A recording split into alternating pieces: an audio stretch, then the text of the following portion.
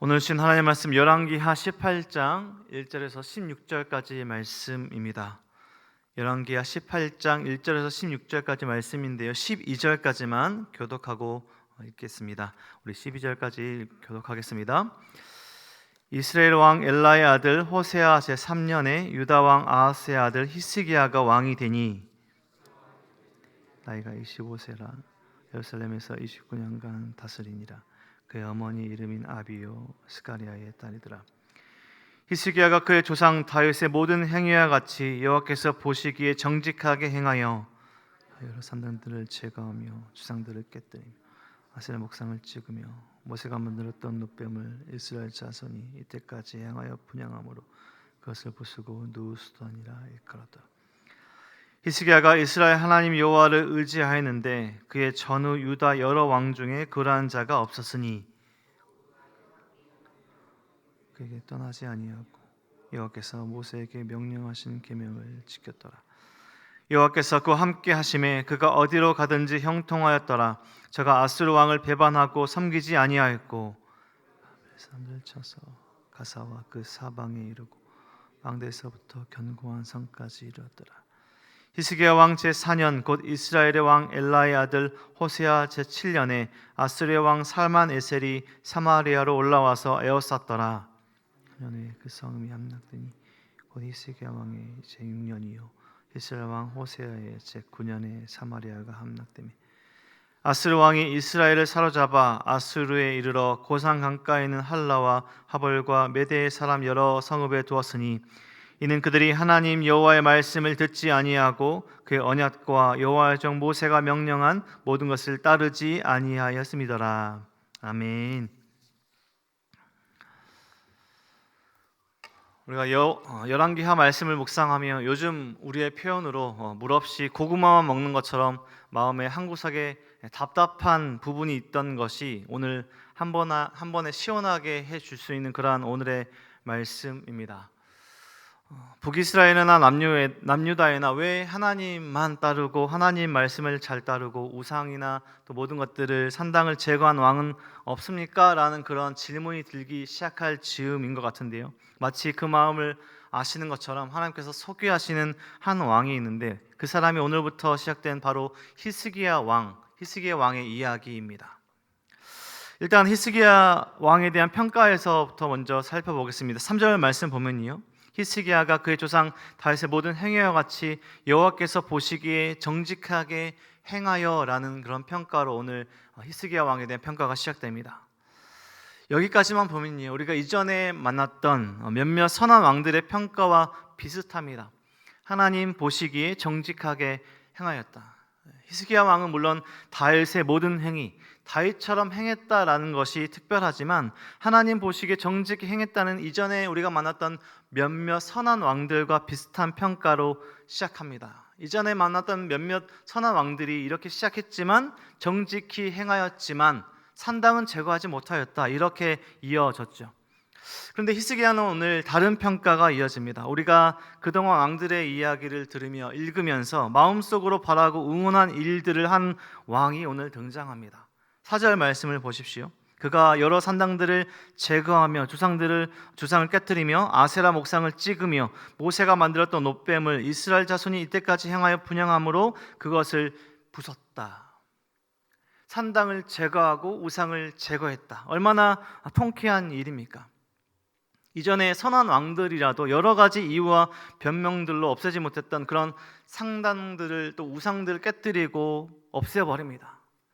오늘 본문에 보면 히스기야 이 시대까지도 사람들이 무엇을 섬겼냐면 모세의 그 광야 시대에 만들어진 놋뱀까지도 우상으로 섬기고 있었다라는 것을 볼 수 있습니다. 민수기 21장에서 하나님의 임재와 능력의 치료의 권능의 그 사건이었던 놋뱀, 그 놋뱀 자체가 예배의 대상이 되어 버렸다는 것입니다. 히스기야가 이것을 무너뜨리고 이것을 없애버리면서 그것이 그냥 놋조각이다, 느수단이다 라는 그런 말들을 하게 되죠. 놋뱀 자체가 예배의 대상이 되어버린 것입니다. 십자가에 달려 돌아가신 예수님을 믿고 예수님을 따라야 하는데요, 십자가 그 나무 자체가, 그 십자가 나무 자체가 섬김을 받는 것과 같은 것입니다. 우리가 십자가를 봤다면 그 십자가를 통해서 예수님을 생각하고 예수님의 희생과 은혜를 생각해야 되는데, 그 십자가 그 나무 자체를 예배 대상으로 섬기고 살아가는 것이죠. 히스기야 시대에 이러한 일들이 생겼다는 것입니다. 놋뱀 자체가 숭배의 대상이 되었고 그것을 숭배하는 우상 숭배가 있었다는 것입니다. 히스기야가 나라 안의 모든 우상들을 깨뜨리고 없애는 종교의 개혁을 일으킵니다. 오늘 5절 말씀 보십시오. 히스기야가 이스라엘 하나님 여호와를 의지하였는데 그의 전후 유다 여러 왕 중에 그러한 자가 없었다. 이런 놀라운 평가를 받게 됩니다. 히스기야라고 어려움이 없었겠습니까? 왕으로서 여러 정치적인 이유들, 왕권을 유지하기 위해 상당들을 두었어야 했을 것이고, 북이스라엘과 또 아수르 여러 주변 정세들을 살펴보아야 했던 것이 왕으로서의 위치에서 해야 할 일이었었는데, 히스기야가 의지했던 것이 무엇인가? 그것은 오늘 본문에 하나님이었다라고 이야기합니다. 그리고 오늘 읽진 않았지만요, 오늘 16절까지 오늘 본문 말씀인데, 이어질 말씀에 물론 히스기야의 이 연약함과 또 부족함이 나오긴 하지만 히스기야가 의지했던 존재가 누구인가를 오늘 본문은 확실하게 말해 주신데, 그게 바로 하나님이신 것을 우리에게 전해주고 있다는 것입니다. 결국 열왕기에 등장하는 계속해서 북이스라엘 왕들과 남유다 왕들이 의지해야 할 분이 누구인가, 그리고 오늘 우리가 말씀을 읽고 있는 저와 우리 성도님들이 우리 인생에 누구를 의지해야 되는가 우리에게 분명하게 전해주는 말씀이기도 합니다. 우리는 무엇을 의지하며 살아야 할까요? 우리가 의지할 분은 오직 하나님이시라는 것입니다. 하나님 밖에는 우리가 믿고 따라야 하는 그런 다른 신은, 다른 우상은 존재하지 않는다. 열왕기에서 계속해서 우리에게 전해주는 말씀입니다. 다윗의 통치 아래 이스라엘은 원래 하나의 나라, 통일 왕국으로 시작했습니다. 그런데 다윗의 아들 솔로몬 시대를 지나서 나라가 분열될 때, 분열 왕국의 그 시작의 기점에는 남유다의 르호보암 왕과 북이스라엘의 여로보암이 있었습니다. 그리고 여러 왕들의 이야기들이 오늘까지 이어지고 있죠.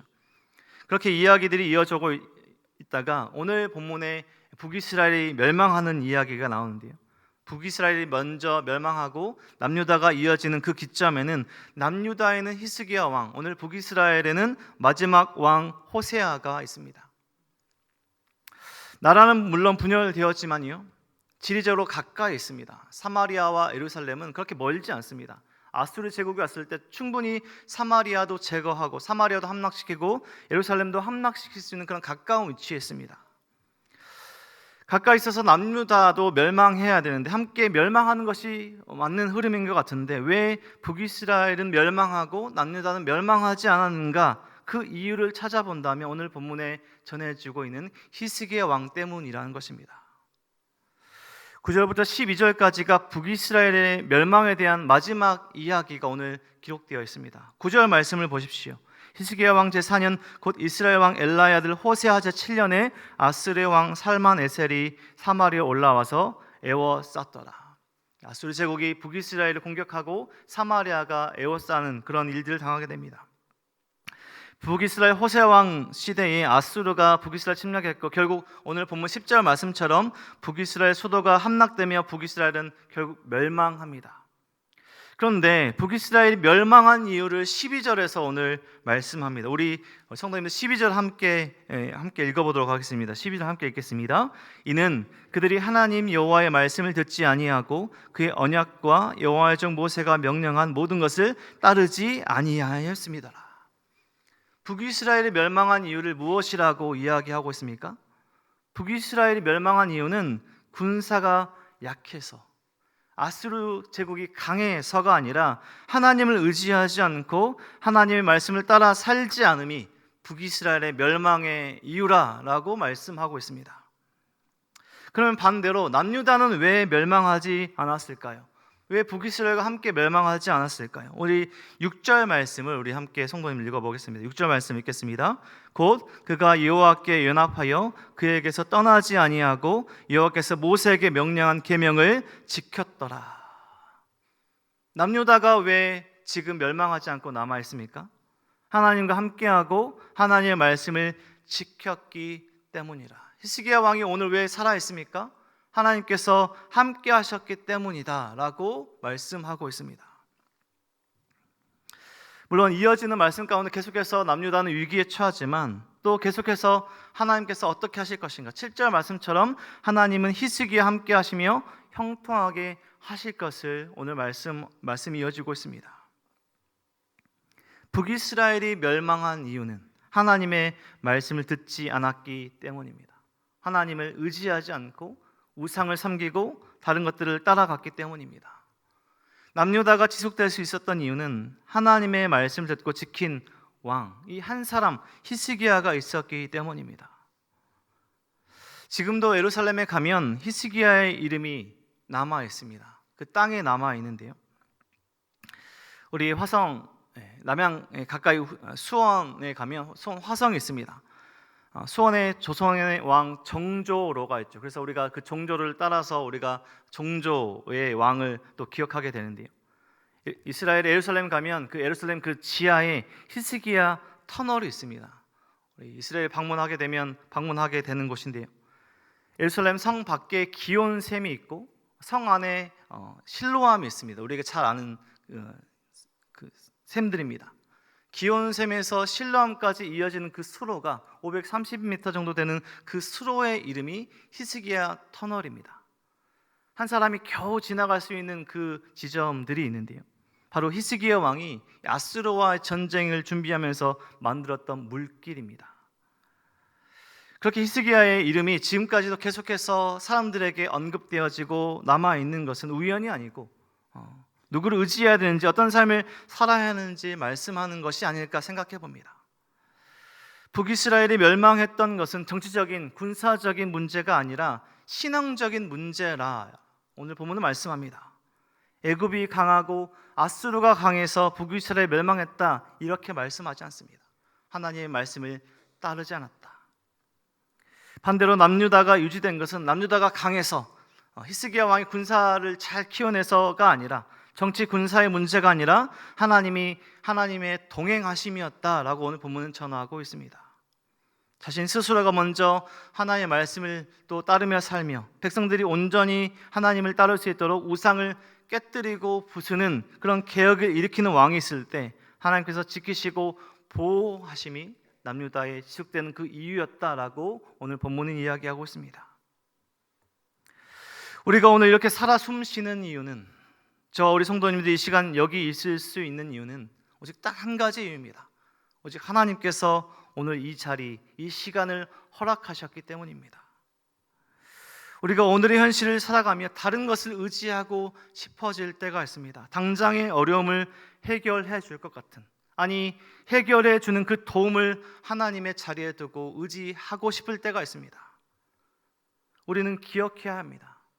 여러 방편으로 도우시는 하나님을 지우고 그 도움 자체를 의지하고 숭배하는 잘못된 신앙이 우리 가운데 있을 수 있다는 것입니다.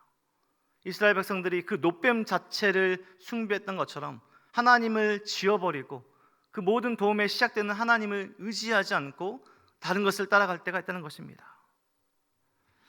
대대손손 물리치지 못한 우상의 문제를 히스기야가 물리치고 하나님께서 그런 히스기야와 함께 하십니다. 히스기야가 어디로 가는지 형통하게 하셨다라고 오늘 본문이 이야기합니다. 저와 우리 성도님들의 현실의 어려움을 온전히 해결해 주실 수 있는 분은 오직 하나님이십니다. 우리의 가정의 문제를, 우리 자녀들의 인생의 모든 것들을 붙들어 주실 분은, 우리가 기도하는 그 모든 기도 제목에 해결해 주실 수 있는 분은 오직 하나님이십니다. 우리가 의지해야 할 분은, 우리가 충성해야 할 분은 오직 하나님이시란 것입니다. 오늘 계속해서 히스기야 말씀을 묵상하고 열왕기의 말씀들을 계속해서 묵상해 갑니다.